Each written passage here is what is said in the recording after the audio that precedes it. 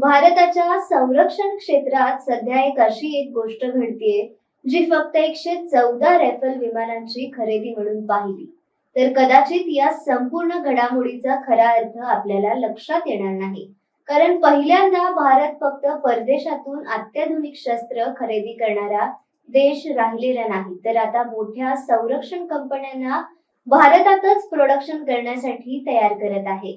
आणि याच पार्श्वभूमीवर फ्रान्सने भारताला दिलेली रेफल प्रोडक्शनची ऑफर अत्यंत महत्वाची ठरते. सध्या भारताने भारतीय वायुदलासाठी 114 राफेल फायटर जेट्स घेण्याची प्रक्रिया पुढे नेली आहे. या संपूर्ण कराराची किंमत जवळपास 3.25 लाख कोटी रुपयांची असल्याचं रिपोर्ट्स मध्ये सांगितलं जात आहे. पण या करारातील सर्वात मोठा मुद्दा विमानांची संख्या नाही, तर त्यापैकी मोठ्या संख्येने विमाने भारतात तयार करण्याचा प्रस्ताव आहे. फेब्रुवारीमध्ये डिफेन्स ॲक्विजिशन काउन्सिलने या प्रस्तावाला प्राथमिक मंजुरी दिली होती आणि मे महिन्यात भारताने फ्रान्सला लेटर ऑफ रिक्वेस्ट म्हणजेच औपचारिक मागणी पत्र पाठवण्याची प्रक्रिया पूर्ण केली. आता फ्रान्सने त्यावर आपला टेक्निकल आणि कमर्शियल प्रपोजल भारताला दिला आहे. याचा अर्थ असा की भविष्यात रेफल फक्त फ्रान्सच्या फॅक्टरीमधून भारतात येणार नाही. प्रस्तावानुसार सुमारे 90 किंवा त्याहून अधिक रेफल भारतात तयार करण्याची योजना आहे. काही विमानं फ्रान्समधून फ्लाय अवे कंडिशन मध्ये येतील आणि उर्वरित विमानांच्या प्रोडक्शन मध्ये भारतीय कंपन्यांचा मोठा सहभाग असेल.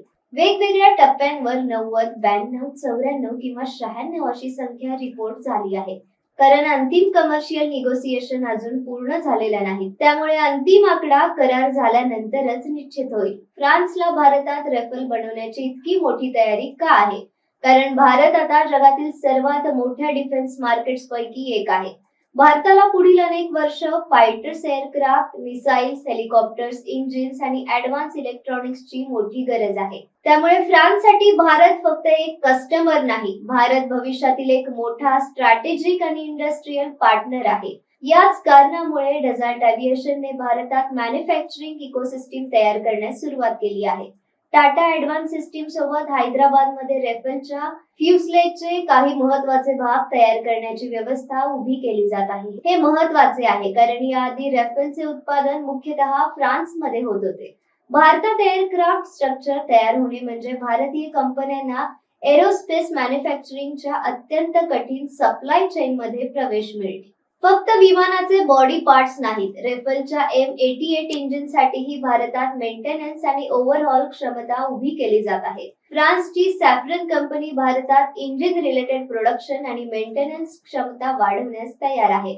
भारतात आणि फ्रान्सच्या अधिकृत जॉईंट स्टेटमेंट मध्ये फायटर एअरक्राफ्ट आणि कॉम्बॅक्ट एअरक्राफ्ट इंजिन्सच्या मॅन्युफॅक्चरिंग मध्ये सहकार्य वाढवण्यावर भर देण्यात आला आहे.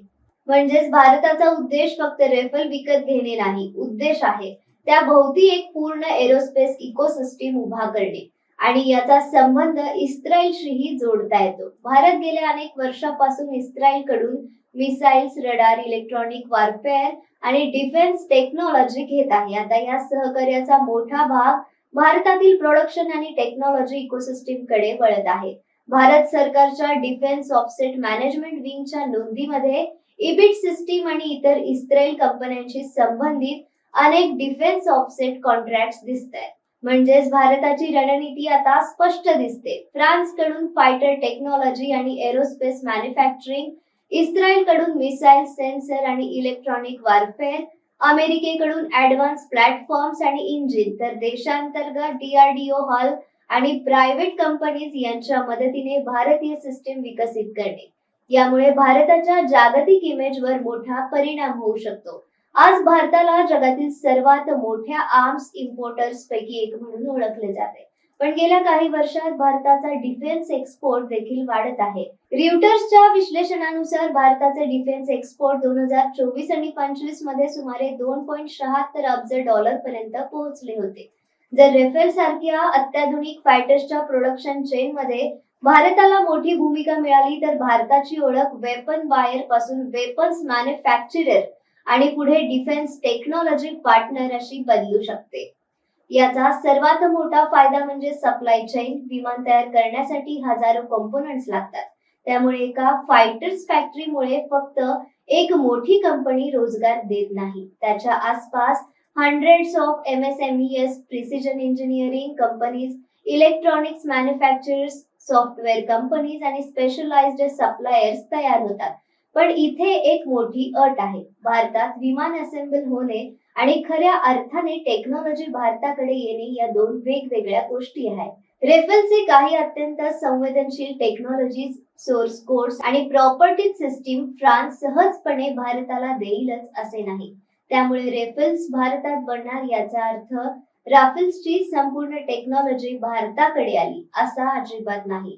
भारतासाठी खरी परीक्षा इथेच आहे. जर भारताने फक्त फॉरेन टेक्नॉलॉजी असेंबली केली तर आपण मॅन्युफॅक्चरिंग हब होऊ. पण जर त्याच मॅन्युफॅक्चरिंग एक्सपिरियन्स मधून Indian कंपनीजने engineer, radars, avionics, electronics, वारफेअर आणि वेपन्स मध्ये स्वतःची क्षमता निर्माण केली तर भारत एरोस्पेस पॉवर बनेल. आणि कदाचित याच कारणामुळे रेफेल डील भारतासाठी केवळ एक डिफेन्स परचेस नाही, हा भारताच्या फायटर एअरक्राफ्ट इंडस्ट्रीला पुढच्या पातळीवर नेण्याचा एक मोठा इंडस्ट्रियल एक्सपेरिमेंट आहे.